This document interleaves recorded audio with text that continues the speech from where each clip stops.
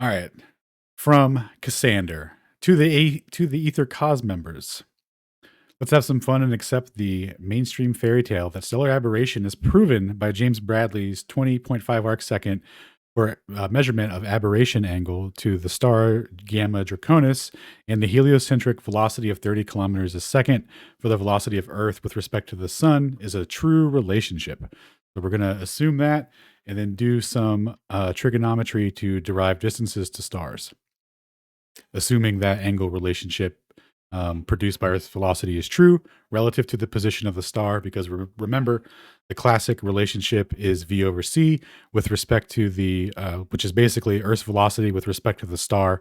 In modern times, they'll do a relativistic transformation between the sun and the Earth, which is not what this is about. This is about the first order relationship that is asserted with V over C, saying that this is proof of Earth's motion around the sun, and then following through with the angle that is said to be physically produced by that. So here we go. 1. This model requires the use of the heliocentric frame, contrary to general relativity, which allows many other arbitrary frames to be used. So when you get into the modern answer as to why the angle for aberration didn't change when Airy added water to the telescope, because in air, let's say aberration is being caused by, Earth's motion or the motion of the sky, you wouldn't be able to tell the difference in air. But when you added water, if it's the Earth that's in motion, the angle should increase because you're slowing down the light. And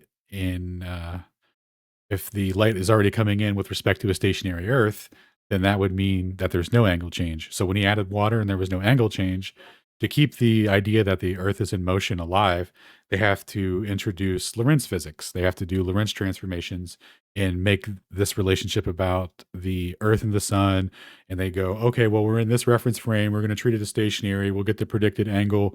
We can't measure the difference in our position because all motion is relative. So we actually predict that there will be no change. And then if we were on the sun, we would see the change for an observer on Earth. It's like, okay, cool. That all mathematically checks out. But remember, we started with the relationship between the star and the Earth. And now you're telling me you can predict the same angle change with the same relationship. It can't be done. So this is like the crux of the issue. So unless they use the heliocentric frame, meaning this sun frame here, that they can't even play ball. They can't even cut. They don't have a ticket to get in. They can't even get through the door. So number two, building off of that, is using one astronomical unit for r, and the distance to the star would be L equals r over the tangent of theta. You would get approximately 80 light years. So using all their assumed modeled out things that would produce this angle, you could backwards derive how far away that the star would need to be to produce that if the Earth were in motion at 30 kilometers a second around it, which would produce a distance of 80 light years.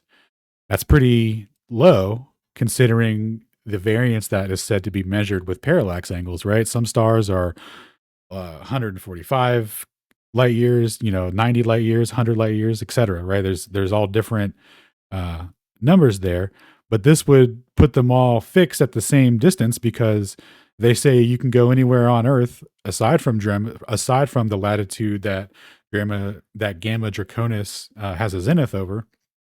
You could see this same parallax effect. I'm sorry, you would see this same aberration effect. So that would make them all at the same distance, the same distance wise if you were to trig this out. So in the mainstream narrative, what they propose for stellar parallax is that using the deviation, just doing a different triangle, essentially, right? Using the baseline of Earth's orbit, assumed orbit for the astronomical unit as the baseline of the triangle, they get entirely different distances, and then using different reference stars, they get different distances. So this completely contradicts everything about that if they're to go with the assertion that aberration is proof of their model in the first place. These two things can't be true at the same time. They can't both be physically meaningful at the same and hold the same relationship. So and that's huge with them because parallax, they say is proof that the Earth is in motion and all these things, and they derive the angle off of that. Well, you can't have different distance angle. You can't have it be at different distances to producing the same effects. Unless Like, the distance changes. So you thought of that? yeah. So 3, if the approximate zenith star or galaxy is determined at any location, the same analysis will yield light length equals 80 light years. So, like I was saying about the stars, well, it actually applies to anything that in the sky that would have aberration in accordance with Earth's motion around the sun. So, you would triangulate out 80 light years for everything. So, all distant galaxies are equidistant from Earth, say 80 light years. This is a new claim now that no one's ever heard before. Uh, when you trig that out.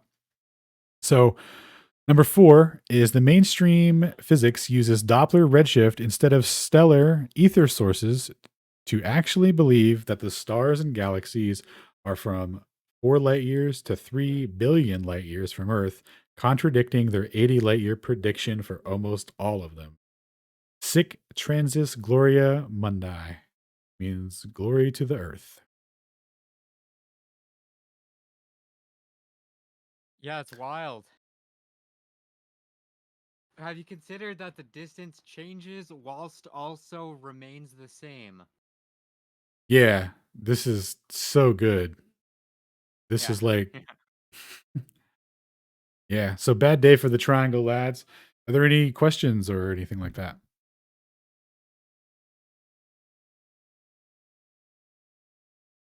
All right. If no questions, I'll go ahead and wrap it up. I have to record this now. This is going to be Okay. great. All right. We'll come back to this. All right. So we'll Now start. we have to start the recording over, Sam.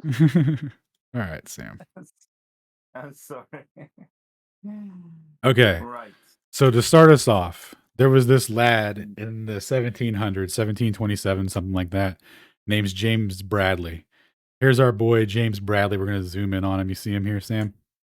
Yeah. He's a sprier young lad with his top hat and mustache. Very cool. So anyway, he's got a telescope filled with air, just looking up, just a normal telescope, right? He's looking up at this star called Gamma Draconis, and he's got his almanac out, and he's like, okay, I'm at this latitude, this longitude, got my almanac out. If I build a telescope that is perfectly 90 degrees, which, how do I tilt this?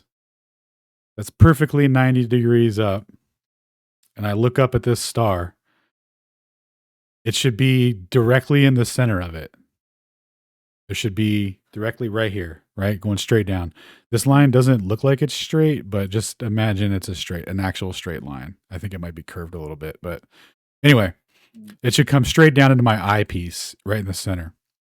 But what he found was that over the course of the year, there's like a slight displacement that totals up to 20.5 arc seconds specifically. Let me show you what that looks like. And this is the two different time over the year, like the autumn. So you would take Right. measurements over the equinoxes a couple of days throughout the month, and you would just like track the displacement and get the min maximum fluctuations.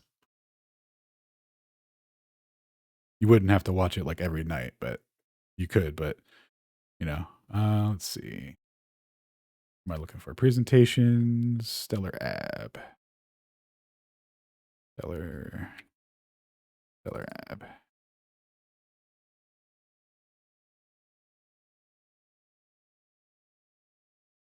So this is what they're asserting here, that angle created when you V over C that, the theta would be 30 kilometers a second, like as a ratio over the speed of light.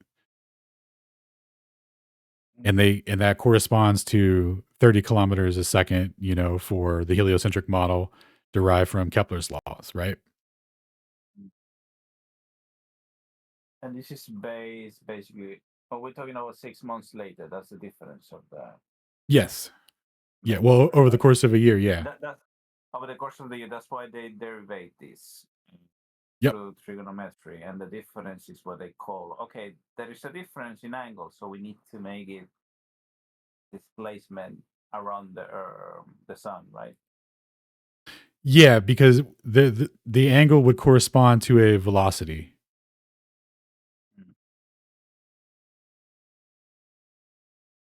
The angle will correspond to velocity. Yep. The angle produced from the expected where it's supposed to be versus where they measure it. Mm. They can take that angle and extrapolate what velocity that would be. Because the Earth changed its position around the sun. Well, Is that that would be their assertion, yeah. that's what Because they all are they asserting? all they have is an Yeah. angle, but when you ratio it against the speed of light, it gives you 30 kilometers a second to produce that angle. So Alright, I they, get that part. yeah, Yeah. okay. So when they did it in air or in water, they were supposed to get a bigger angle, right? So if we fill that with water, and we go back to, and we go, instead of Bradley this time, we have Airy. When he filled Yeah. it, this angle should be bigger now because we're slowing the light down, but the Earth still has to move through at the same velocity. So now this angle would be bigger. But they found that the angle wasn't bigger. But that's not necessarily the point here. The main point was just that there's this angle relationship created from the expected position and the minimum maximum deviation throughout the year. Make sense so far? Yeah. Okay, so Totally, when you take that angle from the expected and the measured, right? What Bennett's doing is he's just using that same theta relationship to take it all the way out to the star that is originally causing it while the Earth is going around, and he's using the astronomical unit to derive like as the unit for the distance. And when you do that, it comes out to 80 light years. So in other words, if this angle is produced by the Earth moving at 30 kilometers a second, and the Earth is 93 million miles away from the sun as it's traveling, 30 kilometers a second around, then the star Can would I have ask? to be 80 light years away. Right. If I go back a little bit again. So Yeah. you said we have the telescope 90 degrees towards the star, right? That's the position, let's say Earth's frame. We're looking at the star. And then there's a Yep. change in the angle at a different time of the year, like Earth's fall. And that's where we get the angle from there. The difference between Yep. and that's just what Venice is doing, right? Basically trigonometry stuff, okay?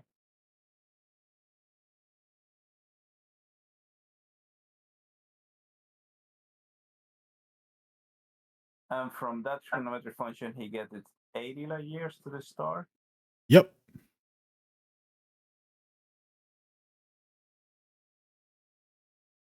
All right.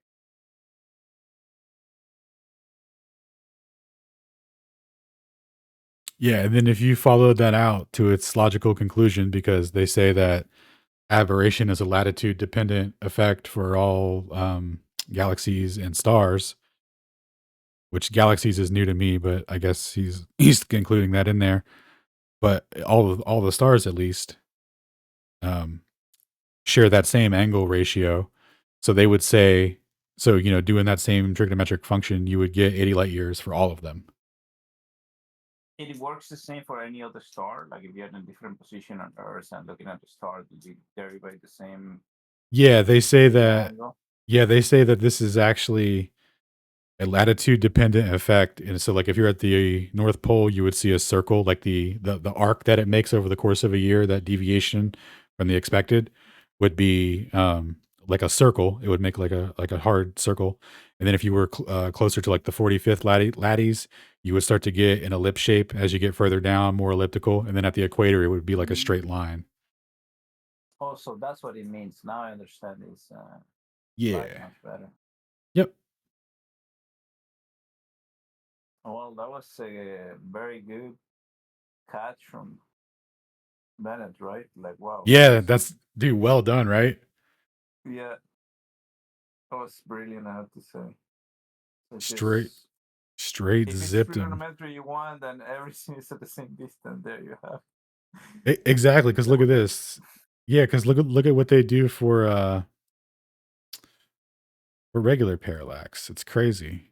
They do the same thing.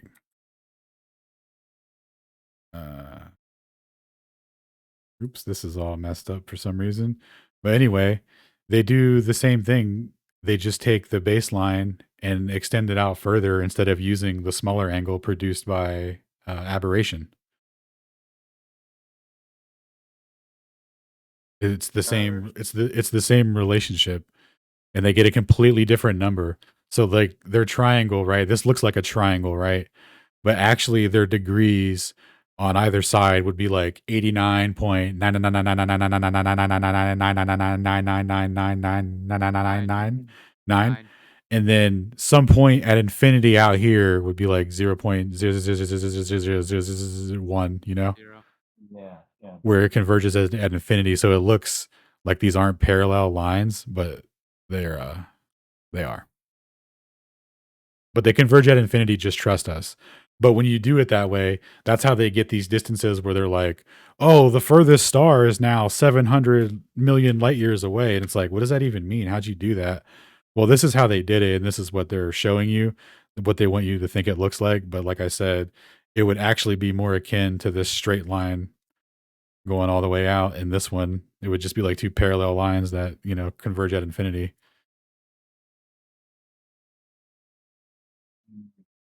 No. Yeah, that was great. Thank you. So sorry Yep. about the. No worries. That was great. No, that's people that aren't familiar with it need it though. Right? I'm assuming, forehand knowledge and stuff. So it's great to go from the beginning. I mean, I understood the assertion about like the trigonometry function equating like everything is to the same place. That the end part I understood, but like the beginning assumption, right? That's what the key was for me. Yeah. Gotcha.